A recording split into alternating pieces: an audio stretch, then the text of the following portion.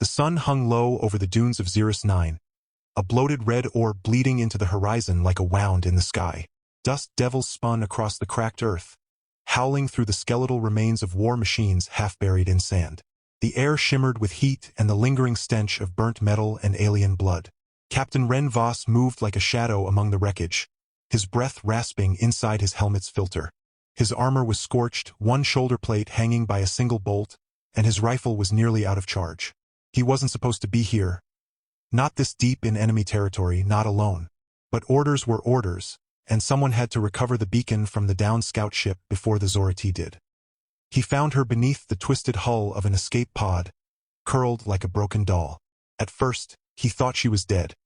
Her skin an unnatural shade of deep violet, almost royal in tone, and her long hair as white as moonlight on snow. She wore tattered silks that might have once been regal, now torn and stained with ash and something darker. Her fingers twitched when he knelt beside her, and her eyes fluttered open, large, luminous, and silver like liquid mercury.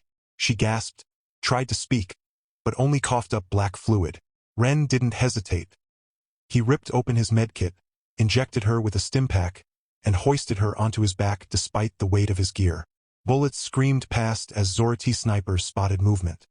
He ran, staggering over debris, feeling her small hands clutch weakly at his neck. She survived. Barely. Back at the human outpost, the medics were stunned. She wasn't just any alien. She was Princess Lysara of the Velani Empire, daughter of Emperor Draylen himself, lost during the evacuation of their command vessel. The humans hadn't allied with the Velani, they barely tolerated them, but letting a princess die would have sparked diplomatic chaos. So they kept her hidden, healing her burns, stabilizing her fractured ribs. And all the while she watched Ren, not with fear or disdain, but with something softer, curious, grateful. One evening, as he sat outside her tent cleaning his rifle, she appeared in the doorway wrapped in a blanket too big for her frame. "You saved me," she said, her voice like wind chimes made of glass. "No one else would have." Ren shrugged. Didn't think. Just did. She stepped closer, barefoot on the cold ground. "On my world, saving a royal life creates a bond. A sacred one." He chuckled. "Yeah? What kind of bond?" She looked up at him, those silver eyes wide and serious. Then, with the solemnity of a vow, she said, "When I grow up, I will marry you." Ren burst out laughing. "You're what, 12? 13? You don't even know what marriage is." "I know duty," she said, chin lifted. "And I know honor. And I know that you are brave. That matters more than age." He stopped laughing.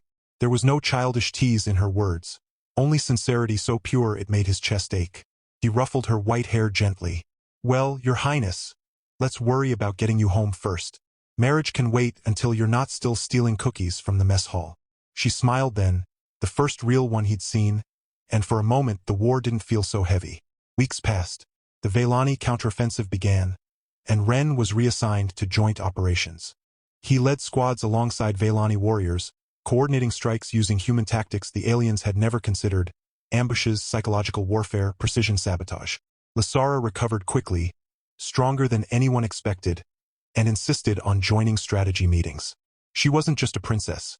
She was sharp, intuitive, able to read battlefields like poetry. Together, they planned the strike on the Zorati core reactor, a suicide mission, some said. But it worked. Ren planted the charges while Lysara distracted the enemy commander with a fake surrender broadcast. When the reactor exploded, lighting up the night sky like a second sun, the Zorati forces collapsed. The war ended 3 days later. Victory celebrations lasted for weeks. Ren was decorated, offered promotions, even asked to advise the new peacekeeping force. But he declined. "I'm a soldier, not a politician," he told the brass. All he wanted was quiet. Home, or what was left of it. Lysara stood on the docking platform the day he left, dressed in full imperial robes, her white hair braided with gold thread, her violet skin glowing under artificial lights. She didn't smile. "You're leaving," she said. "Got my discharge papers signed," Ren said, slinging his duffel over his shoulder. "Time to go find a beach somewhere. Maybe learn to fish." "You could stay," she said softly. "My father would grant you titles, land, anything." He shook his head. "That's your world. I'm just me." She stepped forward, took his hand. It was small in his, fragile-looking but warm. Remember what I said? When I grow up, I will marry you. He grinned. Yeah, well, when you do, make sure he's got a sense of humor. And doesn't snore. She didn't laugh. I meant it. And then the ship called for boarding. He saluted.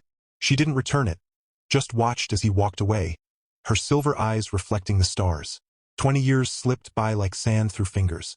Ren lived quietly on Earth, in a coastal town where the sea roared louder than memories.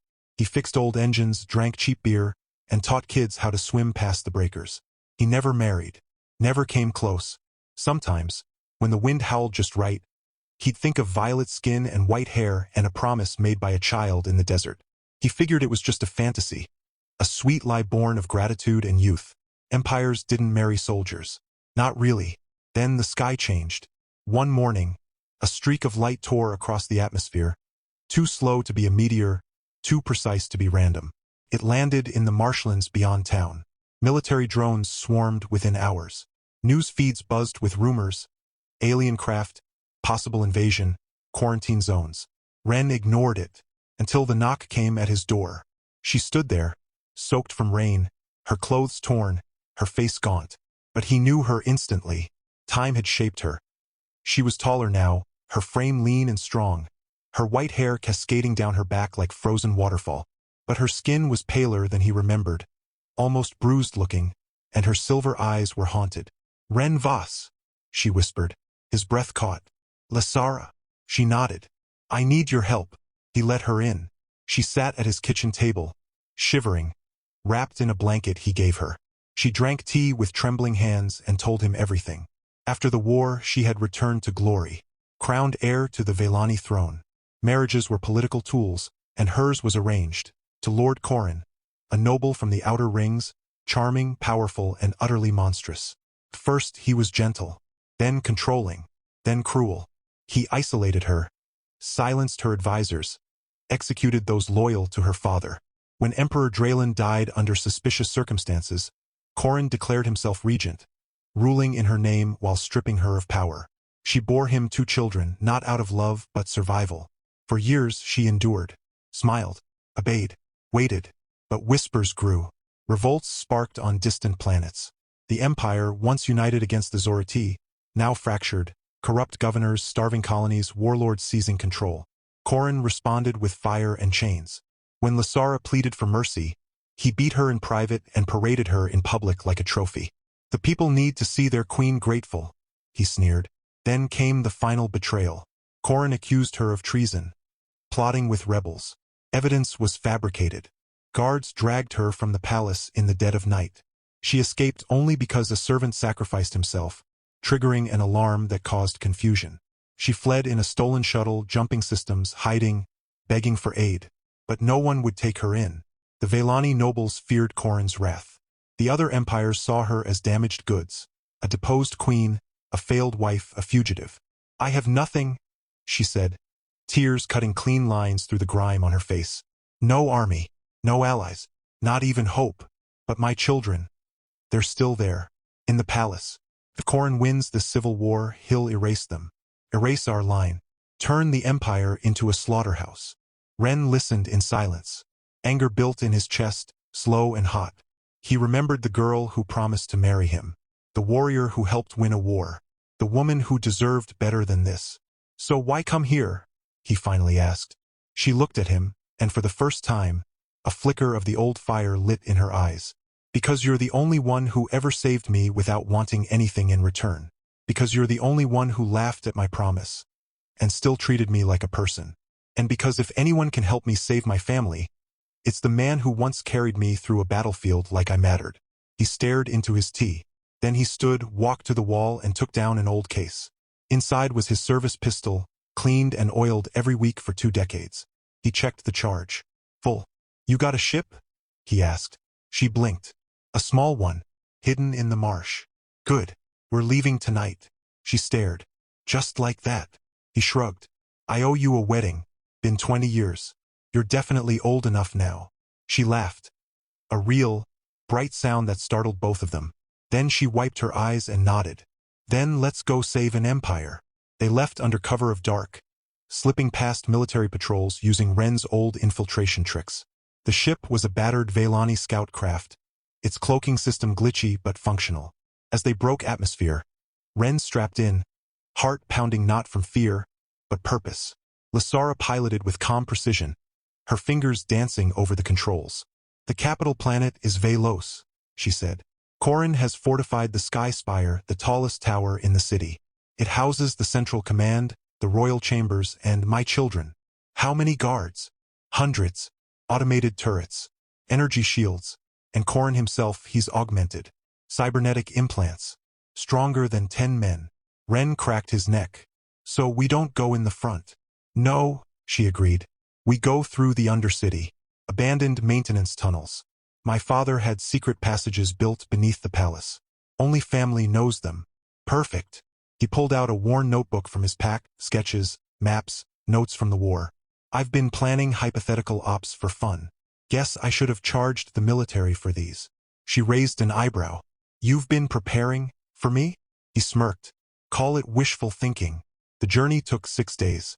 They avoided patrol routes, drifted through asteroid belts, refueled at derelict stations. Ren taught her human slang.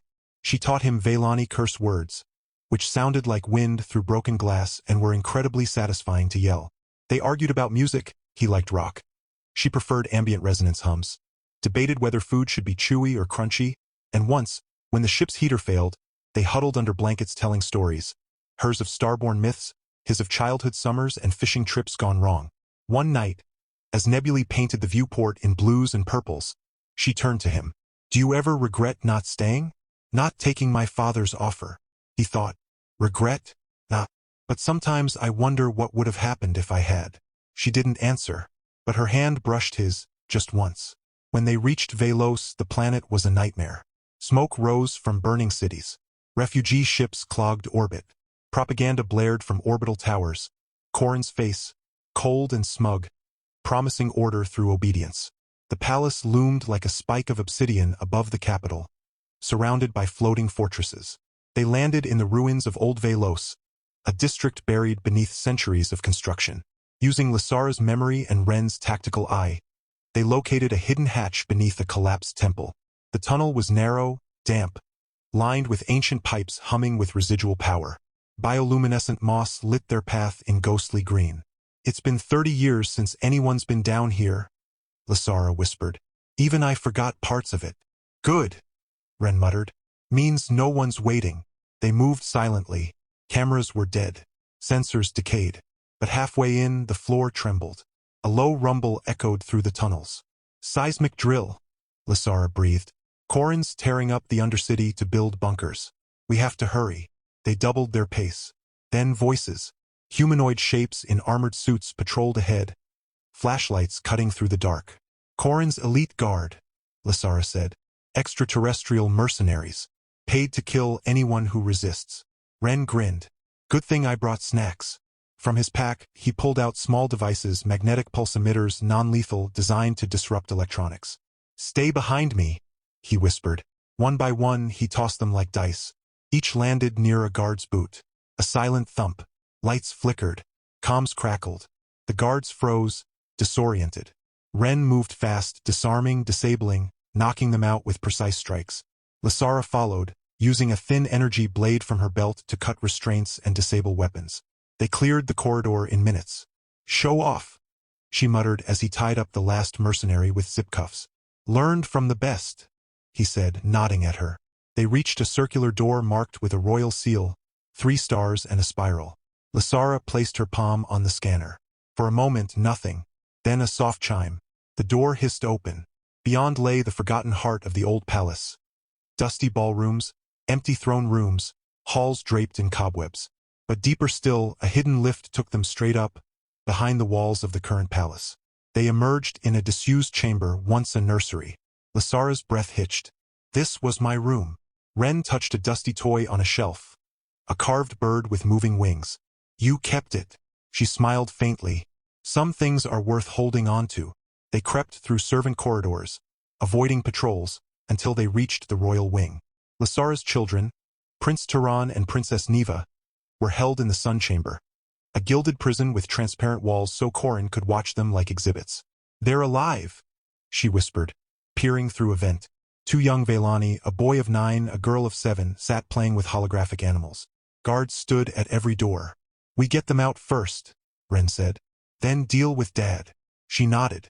"There's a ventilation shaft above the chamber. Big enough for a child." Ren rigged a remote-control drone from spare parts, cameras, microthrusters, a tiny speaker. He sent it gliding silently above the guards. Then, through the speaker, he played a recording, Corin's voice, saying, "Evacuate the wing. Intruders in the East Tower." The guards hesitated. One checked his comms. Confusion spread. Within seconds, they evacuated. Now, Lasara dropped from the vent like a shadow. She rushed to her children. Their eyes widened. "Mother!" Tyron gasped. "Shoo!" she whispered, hugging them fiercely. "I'm here. I'm getting you out." Neva clung to her. "He says you're dead." "I'm not. And we're leaving." Ren covered the exit, rifle ready. They moved fast, through servant stairs, down emergency chutes, into the lower gardens. But as they reached the outer wall, alarms blared. Red lights flooded the night. They'd been seen. Turrets unfolded from the rooftops. Soldiers poured from barracks. Ren fired suppressing shots, forcing heads down. Lasara carried Neva while Tyron ran beside her. They reached the wall, too high to climb. "Now what?" Lasara yelled over gunfire. Ren grinned. "Time for a distraction." He pulled a grenade from his belt. Not explosive, but electromagnetic. He hurled it at the main power node. Pulse wave erupted. Lights died. Turrets froze. For 60 seconds, the entire palace went dark. They scaled the wall using grappling hooks, landed in the slums beyond, disappeared into the maze of alleys. Safe, for now. They hid in the ruins of a temple dedicated to the old gods. Crumbling statues with too many eyes, vines swallowing stone altars. The children slept, exhausted. Lasara sat beside Ren on a broken pillar, staring at the distant glow of the palace. "You did it," she said. "You saved them." "We did it," he corrected. "And we're not done." She turned to him. "What now?" "Now," he said, pulling out a data chip. "We wake up the resistance." It turned out Lasara hadn't been entirely forgotten. Scattered cells of loyalists still operated in the shadows. Former guards, rebel scholars, even a few defecting nobles. Using encrypted channels Ren had set up, they began contacting them. Messages flew across the system. "The true heir lives. The children are safe. The fight resumes." Within days, uprisings flared. Planets that had suffered under Corin's rule rose up. Ships declared for Lasara. A fleet began to form. But Corin wasn't idle. He declared Lasara a terrorist, offered a bounty on her head, broadcast footage of empty thrones and claimed she'd abandoned her people. And then he challenged her. A message arrived, direct and cold. "Face me. One duel. No armies. No tricks. Winner takes the throne. Loser dies. Or your children pay the price." Lasara wanted to accept immediately. Ren stopped her. "It's a trap," he said. "He wants you dead in public. Wants to crush hope. But if I don't go, he hurts them," she said, voice breaking. Ren studied the message. Then he smiled. "Then we give him a show." The duel was set at the Sky Spire's summit. A flat platform open to the sky, broadcast across the empire. Corin arrived in powered armor, towering, his eyes glowing red with cybernetic enhancements. Lasara came in simple warrior garb, her white hair loose, her sword bare. But as they circled each other, Ren stepped forward. "I'm her champion," he said. "The duel is mine." Gasps rippled through the live feed. Corin laughed. "A human? You let a pet fight for you, Lasara?" "She fights for her people," Ren said calmly. "I fight for her. Same difference." They clashed. Corin was strong, unnaturally so. Each blow rattled Ren's bones. But Ren was faster, smarter. He dodged, rolled, used the environment, kicking up dust, feinting toward edges, forcing Corin to overcommit. The armor slowed him. Ren targeted joints, firing EMP darts from a hidden wrist launcher. Sparks flew. Systems flickered. Corin roared, swinging wildly. Ren ducked, swept his legs, and drove a shock knife into the armor's power core. The explosion threw them both back.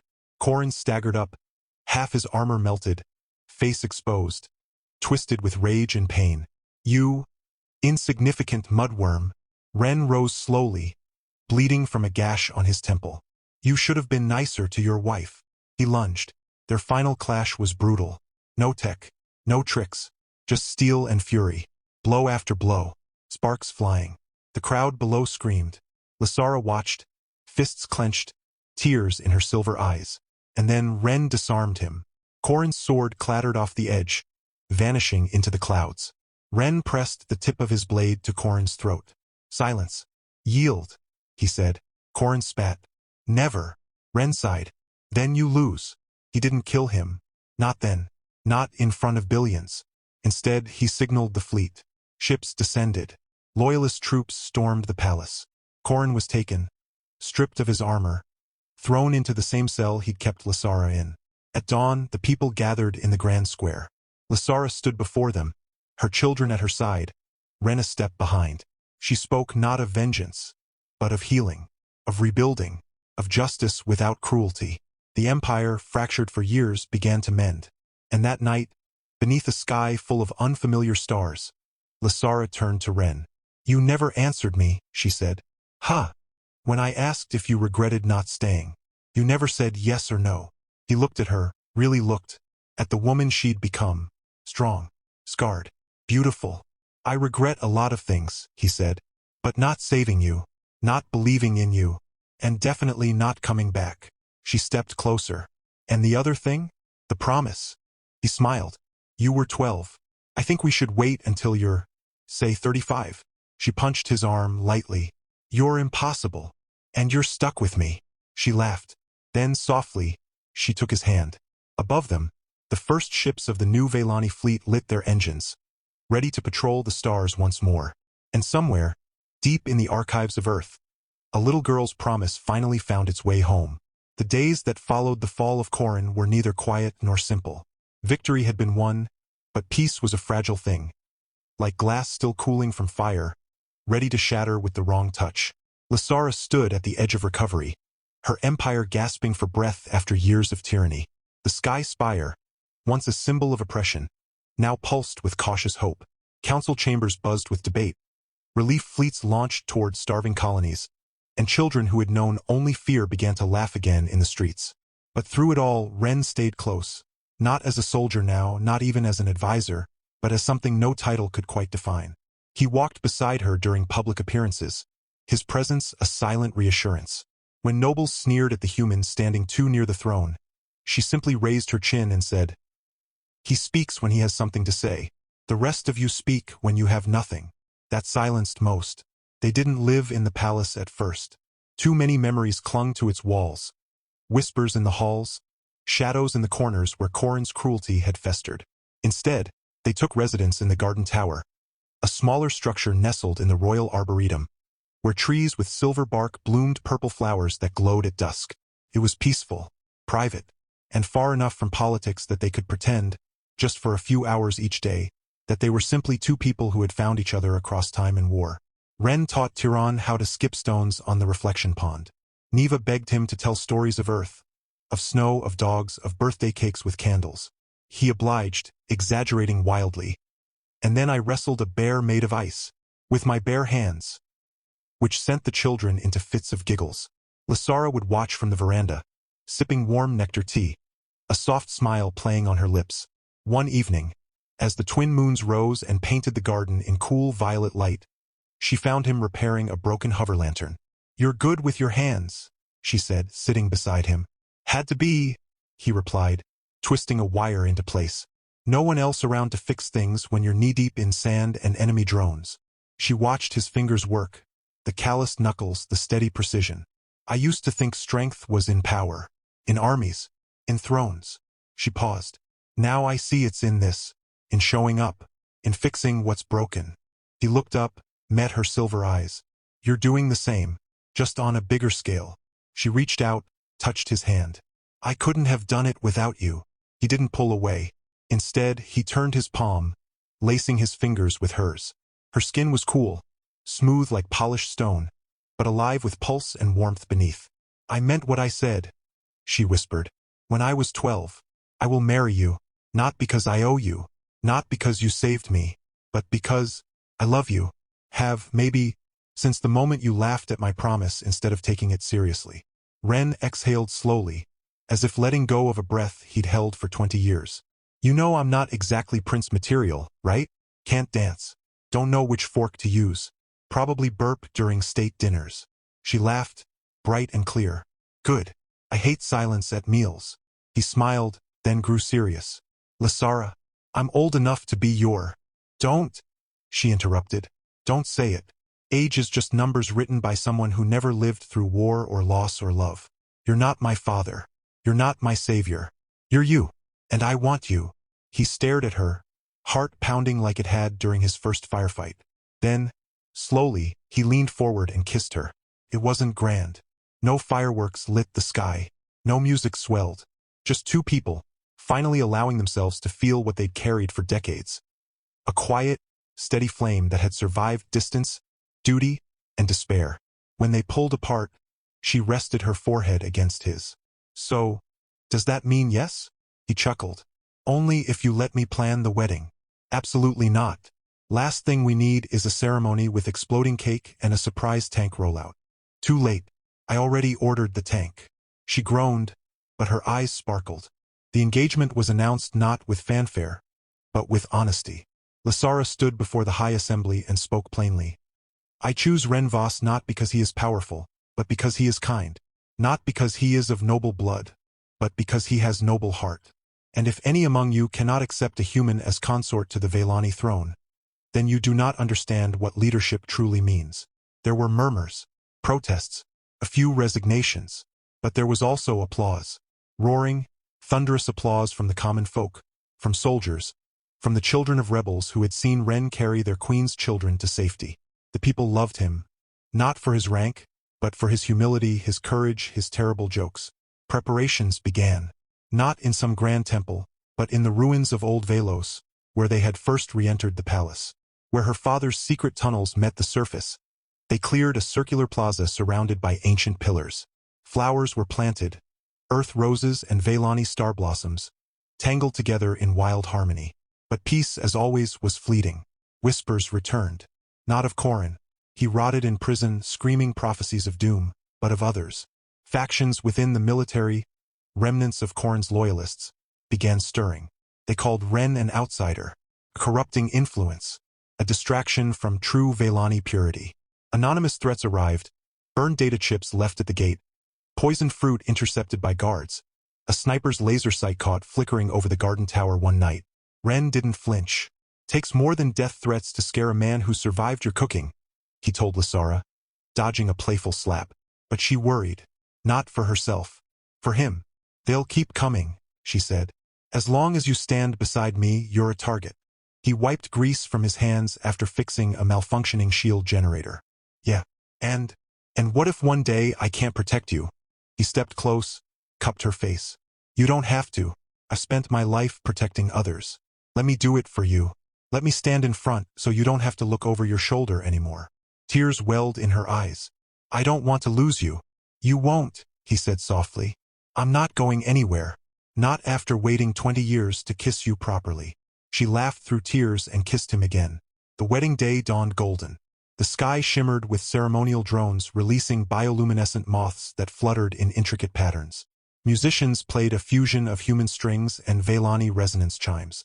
The children wore tiny crowns woven from living vines. Even the weather seemed to celebrate. Gentle winds, warm sun, no alarms.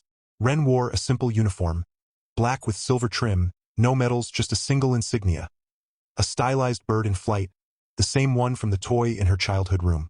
Lasara emerged in a gown of deep amethyst silk, layered like desert petals. Her white hair crowned not with jewels, but with glowing star blossoms. Her silver eyes searched the crowd until they found him.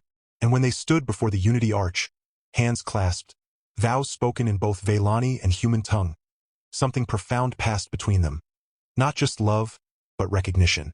Two souls who had saved each other in ways neither fully understood. I promised you, she said, voice steady. And I keep my promises. He grinned. Took you long enough. Laughter rippled through the gathering. They were married as the twin suns reached their peak, bathing the world in light. But fate, ever mischievous, had one more trial. 3 months later, scouts reported strange energy spikes near the edge of Velani space. Distortions in the fabric of the void, like ripples from a stone dropped into darkness. Ships sent to investigate vanished. Then came the signal, a repeating pulse, not Zorati, not any known species. Ancient, cold, hungry. Lasara studied the data, her face grim. This isn't rebellion. This is invasion. Something older. Something worse. Ren stood beside her on the command deck of the Dawn Chaser, the flagship of the new fleet. Then we stop it. You don't have to fight this war, she said. You've done enough. He turned to her, eyes calm. This isn't about duty. It's about home. Our home. And I'm not letting anything hurt what we built. She nodded, then kissed him, brief, fierce, full of fire. The journey to the anomaly took weeks. Through dead systems and forgotten graveyards of ancient ships, they found the source, a rift, floating in the void, pulsing like a heartbeat. From it emerged vessels unlike any seen before, jagged, organic-looking, crawling with shadowy figures that defied biology. Battle erupted. The Dawn Chaser led the charge, flanked by human Velani allied ships. Ren coordinated tactics from the bridge, combining guerrilla strikes with precision bombardments. Lasara piloted a fighter wing, swift and deadly, cutting through enemy formations like a storm. In the chaos, Ren noticed a pattern. The rift responded to emotional energy. Fear widened it. Anger fed it. But calm, unity, love, those made it flicker, unstable. He devised a desperate plan. Using the ship's core, they would generate a resonance wave. A pulse of pure, collective hope, broadcast across every frequency. But it required synchronization from thousands of minds, linked through emotion, not technology. They called it the light bind. Across the fleet, soldiers, pilots, families, even prisoners in the lower decks. They all joined hands, closed their eyes, and thought of what they fought for. Of children, of freedom, of love. Lasara stood at the center, Ren beside her, their fingers entwined. We've come so far, she whispered. And we're not stopping now, he said. They activated the pulse. A wave of light exploded outward. Not destructive, but revealing. The shadow creatures shrieked, unraveling like smoke in sunlight. The rift trembled, then collapsed inward, sealing with a sound like a sigh. Silence returned. Victory once again belonged to the unlikely. Years passed. The empire flourished. Trade routes reopened. Art, science, and culture bloomed. Ren never became emperor. He refused the title, but he was consort, protector, teacher, fool, and beloved. He opened schools for cross-species understanding. Wrote a memoir titled How to Win a War and Marry a Princess, and Why Burping is Always Appropriate. Became infamous for showing up to galas in sandals. Lasara ruled with wisdom and grace, but always with Ren at her side. Sometimes holding her hand, sometimes teasing her in meetings, always loving her. They grew older together. His hair turned gray. Her silver eyes dimmed slightly, but never lost their spark. Their children thrived. Tiran became an explorer, mapping uncharted nebulas. Neva founded a sanctuary for war-orphan children across species. And every year, on the anniversary of their meeting, they returned to the dunes of Xeris 9. They'd sit on a blanket, sharing a thermos of tea and a packet of Earth cookies he still smuggled in. Still taste like cardboard? She'd ask. Worse, he'd reply. But I love them anyway. And she'd lean her head on his shoulder, watching the red sun set over the battlefield where a little alien princess once made a promise. And he'd whisper, like he did every year, best decision I ever made was carrying you out of the dust. And she'd smile, squeezing his hand. And mine was keeping my word. Above them, stars blinked awake, one by one, like promises kept across time, space, and forever. They sat together in the fading light, hands intertwined like roots of an ancient tree. The wind carried whispers of old battles and younger dreams. No grand titles mattered now, only this, two souls who had walked through fire and found peace in each other. Their love had saved an empire, defied death, and outlasted time. And as the first star pierced the dusk, Ren smiled. Still think marrying a human was a good idea, Your Highness? Lasara leaned into him, eyes shining. Best decision I never had to make. I've always known. Above, the galaxy turned, vast and quiet. They stayed until the night wrapped around them, warm and endless. And somewhere among the stars, a little girl's promise still glowed, bright as ever.